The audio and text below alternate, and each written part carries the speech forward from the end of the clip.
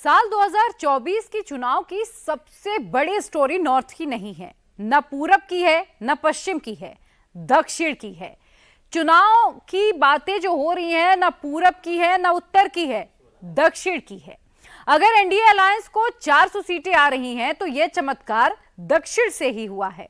सोचिए कि तमिलनाडु, जहां बीजेपी के पास 0 सीटें थी, पुडुचेरी बीजेपी के पास 0 सीटें थी, आंध्र प्रदेश बीजेपी के पास 0 सीटें थी, केरल बीजेपी के पास 0 सीट थी।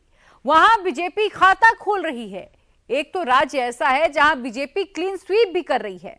बीजेपी उत्तर की सबसे बड़ी पार्टी बन गई, पूरब की सबसे बड़ी पार्टी बन गई, पश्चिम की सबसे बड़ी पार्टी बन गई और इस बार तो दक्षिण की भी सबसे बड़ी पार्टी बन गई है। एक रिपोर्ट देखिए आप। India TV CNX exit poll का रुझान आ गया है। साउथ में एनडीए को जबरदस्त फायदा हो रहा है। आंध्र प्रदेश में एनडीए को लगभग 20 सीट मिल सकती है। तेलंगाना में एनडीए को लगभग 9 सीट, कर्नाटक में 22 सीट, केरल में एनडीए को 1 से 3 सीट, तमिलनाडु में एनडीए को 5 से 7 सीट, पुडुचेरी में बीजेपी को 1 सीट मिल सकती है। चमत्कार तो साउथ में ही हुआ। ये सब 1-2 दिन में नहीं हुआ है। साउथ में मोदी अगर कमल खिला रहे हैं तो जो इन्वेस्ट किया है उसी का वो रिटर्न पा रहे हैं। 10 साल की टाइमलाइन को देखेंगे तो मोदी का साउथ को लेकर स्पेशल अटैचमेंट देखेंगे। पिछले कुछ सालों, कुछ महीनों में तो मोदी ने उत्तर दक्षिण में फर्क ही नहीं किया। दक्षिण के चुनाव में मोदी की मेहनत की बात करें तो इसी बात से अंदाजा लगा सकते हैं कि साउथ में सिर्फ मोदी ने ही कुल 26 रैलियां की, 4 रोड शो किए, जिसमें आंध्र प्रदेश की 4 रैली, 1 रोड शो, तेलंगाना की 6 रैली, कर्नाटक की 9 रैली और 1 रोड शो, तमिलनाडु में 4 रैली, 2 रोड शो और केरल में 3 रैली की। मोदी ने साउथ में इतनी ताकत लगाई, इतनी मेहनत की, वो यूं ही नहीं की। मोदी ने साउथ में जाने की जमीन को तैयार किया। जब मोदी अयोध्या में राम मंदिर और कन्याकुमारी तक दिया जला रहे थे, साउथ के मंदिर मंदिर में फूल चढ़ा रहे थे, काशी से तमिलों का रिश्ता बना रहे थे, तमिलनाडु, केरल, आंध्र से सनातनियों को काशी अयोध्या बुला रहे थे, लोग मजाक उड़ा रहे थे। उस वक्त लोगों को समझ नहीं आया कि मोदी क्या कर रहे हैं, जबकि सच्चाई तो यह है कि मोदी वो रास्ता तैयार कर रहे थे जिस पर कमल खिलता है, कमल बढ़ता है।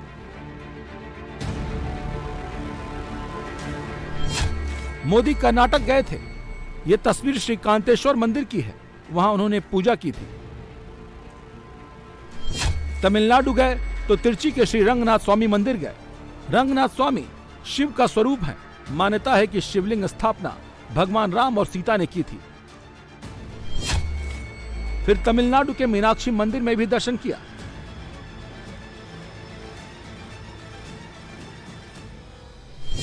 केरल जाते हैं तो वहां के गुरुवायूर मंदिर में भी नमन करते हैं। आंध्र प्रदेश गए तो तिरुपति गए, वीरभद्र मंदिर गए।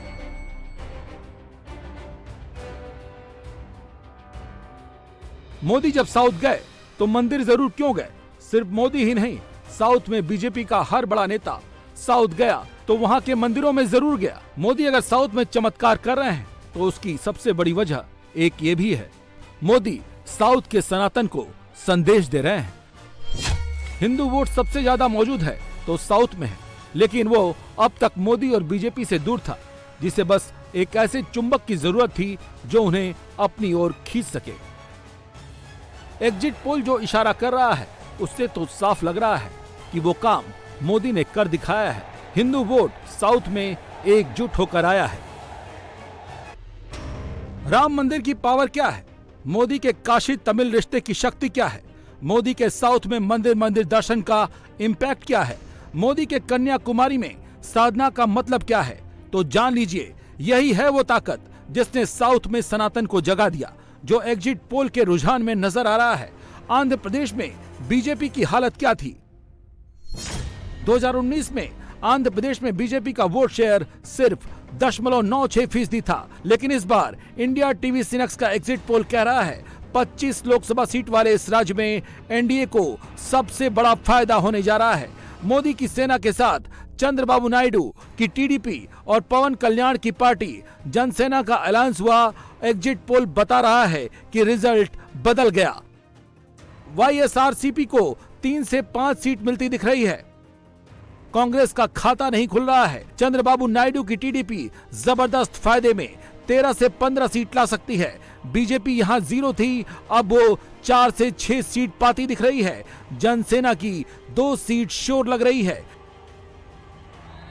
ये चमत्कार ही तो है। नरेंद्र मोदी की यही स्टाइल है। जो लोग मोदी की रणनीति नहीं समझते हैं तो वो ऐसे समझ सकते हैं मोदी म्यूचुअल फंड की तरह इन्वेस्ट करते हैं, पैसा धीरे धीरे बढ़ता है।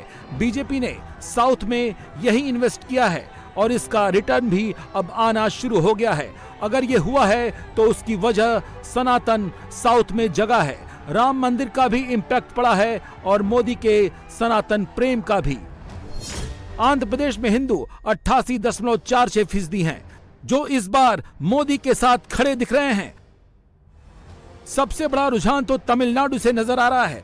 तमिलनाडु दक्षिण का सबसे बड़ा राज्य है, जहां बीजेपी अभी 0 पर है। नरेंद्र मोदी ने अगर किसी एक राज्य में सबसे ज्यादा पॉलिटिकल इन्वेस्टमेंट किया है तो वो यही राज्य है। मोदी ने यहीं पर 45 घंटे तक ध्यान किया। वो विवेकानंद रॉक मेमोरियल तमिलनाडु के ही कन्याकुमारी में है। विरोधी कह रहे थे मोदी ये क्या कर रहे हैं, क्यों साधना कर रहे हैं, तो जवाब ये है सनातन वोट तो ऐसे ही जगता है।